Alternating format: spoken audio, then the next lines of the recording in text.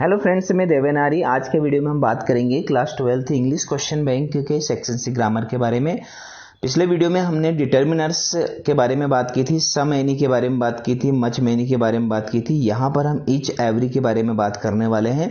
तो बहुत ही important video होने वाला है, ध्यान से समझिएगा आप। ईच और एवरी का अर्थ क्या होता है? ईच और एवरी दोनों का ही अर्थ होता है प्रत्येक, है ना, यानी कि हर एक, ठीक है। लेकिन फिर ये डिफरेंस कैसे हो गया? डिफरेंस ऐसे हो गया कि ईच का यूज हम कब करते हैं? जब हमारे पास कोई दो व्यक्ति या वस्तु हो, ठीक है। उस ग्रुप में यदि दो व्यक्ति या वस्तु होंगे तो हम ईच का यूज करेंगे।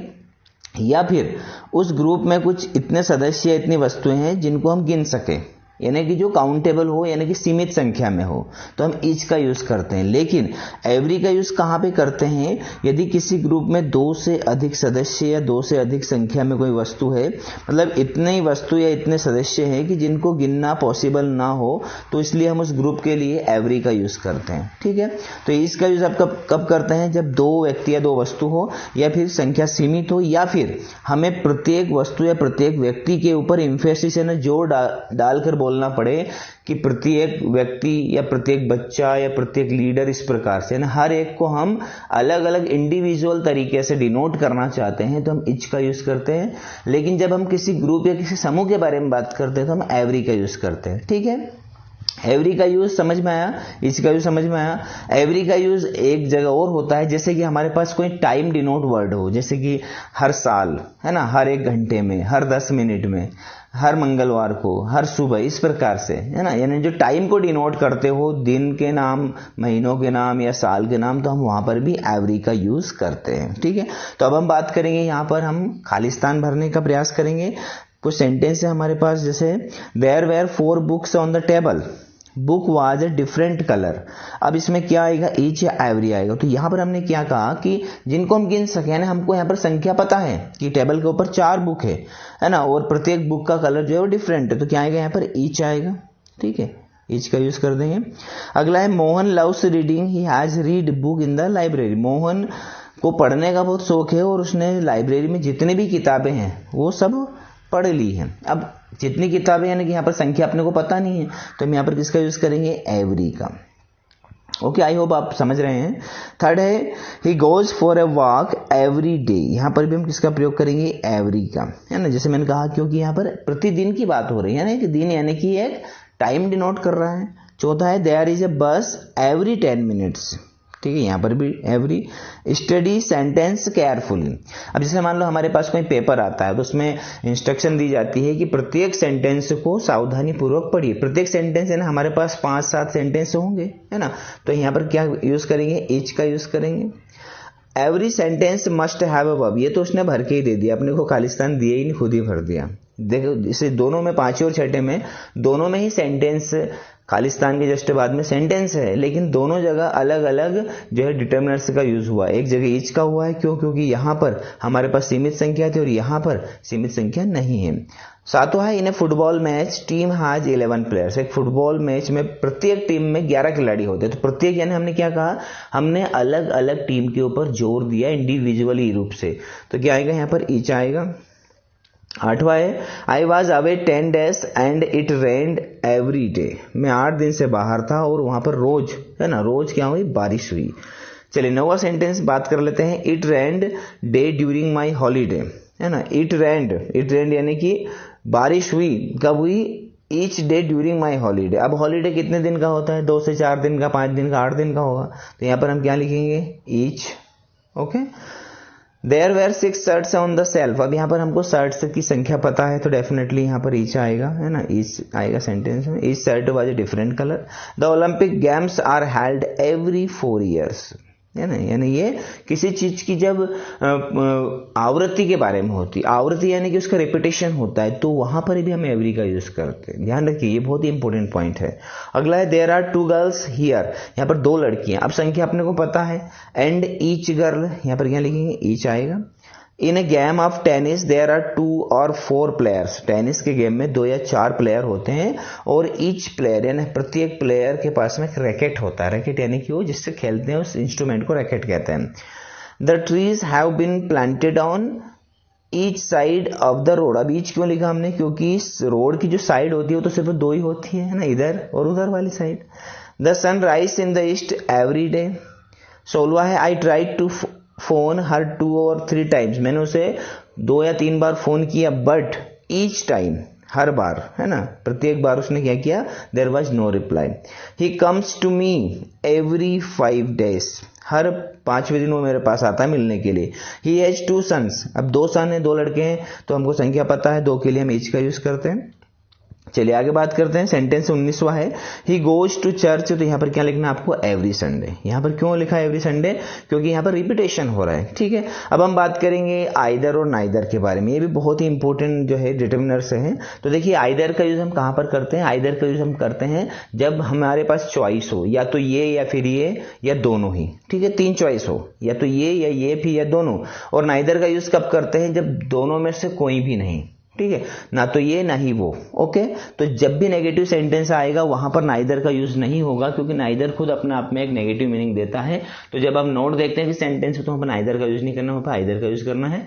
तो बात करें पहले सेंटेंस में, देयर आर 2 रेस्टोरेंट हियर। यहाँ पर 2 रेस्टोरेंट है। We can't go to, we can't, अब यहाँ पर नॉट लगा है तो सिंपली बात है आइदर आएगा। हम एक में भी नहीं जा सकते, बिकॉज, क्यों नहीं जा सकते, क्योंकि neither restaurant is very good, दोनों ही रेस्टोरेंट ठीक नहीं है। तो पहले वाले में आइदर आ गया, दूसरे वाले में क्या आएगा, नाइदर आएगा। दूसरा सेंटेंस है Mohan has given me 2 books। Mohan ने मुझे 2 किताबें दी हैं, but I have not read, लेकिन मैंने एक भी नहीं पढ़ी। तो यहां पर क्या आएगा, नॉट लगा है, इसलिए यहां पर क्या आएगा, either. Okay, Mohan has given me 2 books but I have read neither. देखिए दोनों सेंटेंस का अर्थ सेम होता है, लेकिन यहां पर नॉट पहले से था इसलिए हमने आइदर लगाया, यहां पे नॉट नहीं है इसलिए हमने क्या लगाया, नाइदर लगाया।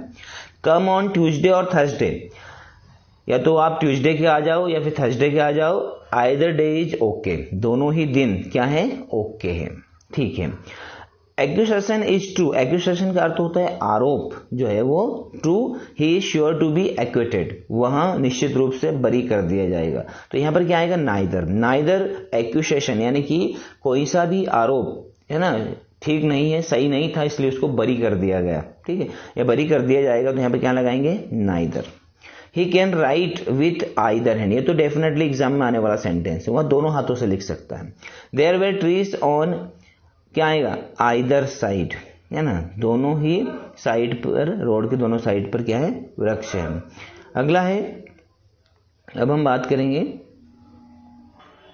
8वां सेंटेंस है twin was invited to the party so did not go there. Twin यानी कि जो जुड़वा भाई है, तो दोनों को इनवाइट नहीं किया गया था इसलिए वो पार्टी में नहीं गए, तो इसलिए यहां पर क्या आएगा, नाइदर आएगा। He may join party but he found party acceptable. He may join, है ना, उन्होंने ही मे ज्वाइन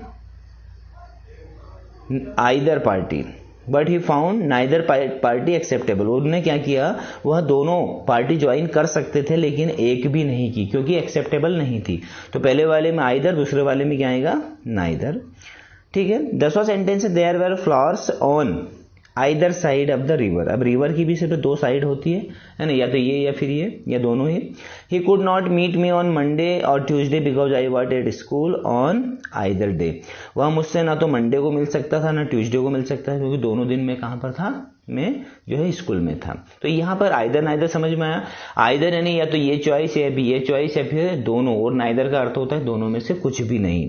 अब हम बात करेंगे आल, वोल और बोथ के बारे में। इसको भी ध्यान से समझिएगा। आल का अर्थ होता है कि जब हमारे पास प्लूरल हो, कोई सब्जेक्ट या कोई ऑब्जेक्ट प्लूरल में हो तो हम ऑल का यूज करते हैं। जब सिंगुलर हो तो वोल का यूज करते हैं, और जब 2 चीज हो तो बोथ का यूज करते हैं। जैसे हमने कहा कि सारे दिन यानी बहुत सारे दिन हो गए, तो हम उसके लिए किसका इस्तेमाल करेंगे, आल का। जब हमने कहा कि पूरा दिन, एक ही दिन है लेकिन वो पूरा का पूरा दिन, तो हम वोल का इस्तेमाल करेंगे। और जब हमने कहा कि दोनों दिन, तो हम बोथ का इस्तेमाल करेंगे। ध्यान से समझिएगा, बहुत बारीक चीज है। आल यानी कि बहुत सारे, है ना, यानी प्लूरल, और वोल का अर्थ होता है कोई एक समान लेकिन वो पूरा का पूरा, जैसे पूरी रात, है ना, पूरा दिन, इस प्रकार से। और बोथ का अर्थ तो आपको डेफिनेटली पता है, बोथ किसके लिए इस्तेमाल होता है, 2 चीजों के लिए, 2 व्यक्तियों के लिए। तो यहाँ पर हम बात करेंगे exercise are not equally easy to do all the exercise. तो क्या आएगा यहाँ पर, आल। यहाँ पर क्यों आल लिखा हमने, क्योंकि बहुवचन है। The world wept at Gandhiji's death, तो पूरा जो विश्व था वो गांधी जी की मृत्यु पर रोया था। तो पूरा विश्व है ना, सारे विश्व की बात नहीं, यहाँ पर पूरा का पूरा विश्व, तो यहाँ पर क्या आएगा, वोल आएगा। अगला है his legs have been injured in the accident, तो बोथ हिज लेग्स, उसकी दो तो टांगे होती है तो बोथ आएगा है ना, both his legs have been injured, all the legs तो लिख ही नहीं सकते, बहुत सारी टांगे हो नहीं सकते, दो होती है। चौथा है ही स्पेंट द मनी, तो ही स्पेंट क्या आएगा, ही स्पेंट ऑल द मनी, उसने यानी जो है सारे पैसे खर्च कर दिए। ही पेड हिज वोल अटेंशन, वोल अटेंशन यानी कि पूरा ध्यान। छठा है he can play badminton with, क्या आएगा, बोथ द हैंड्स, वहां बैडमिंटन खेल सकता है दोनों हाथों से। अगला सेंटेंस है सातवां, please take the whole loaf of bread, यहाँ पर क्या आएगा, ब्रेड का टुकड़ा, तो पूरा टुकड़ा, यानी कि टुकड़ा तो है लेकिन कैसा, पूरा का पूरा टुकड़ा, इसलिए वोल लगाया। माई फ्रेंड्स हेल्प मी, तो all my friends help me. We spent day on the beach, तो यहाँ पर क्या आएगा, we spent all day on the beach, हमने सारे दिन, जितने भी दिन थे बीच पर बिताए। और 10वां ध्यान से समझिएगा, we spent the whole day on the beach, यहाँ पर बात हो रही है एक दिन की, लेकिन वो पूरा का पूरा दिन, क्योंकि यहाँ पर लगा है द क्या लगा है, यानी कि वो किसी स्पेशल दिन की बात कर रहा है। ठीक है, तो फ्रेंड्स आई होप आपको ये ग्रामर समझ में आई होगी। इसमें यदि कोई कंफ्यूजन है, कोई क्वेरी है, तो आप कमेंट करके पूछ सकते हैं। Each, every, either, neither, all, both और वोल के बारे में हमने बात की। अब अगले वीडियो में हम दूसरी ग्रामर के बारे में बात करेंगे। तो वीडियो आपको अच्छा लगा तो इसको लाइक कर दीजिएगा और चैनल को सब्सक्राइब कर लेना। Thank you very much for watching my video.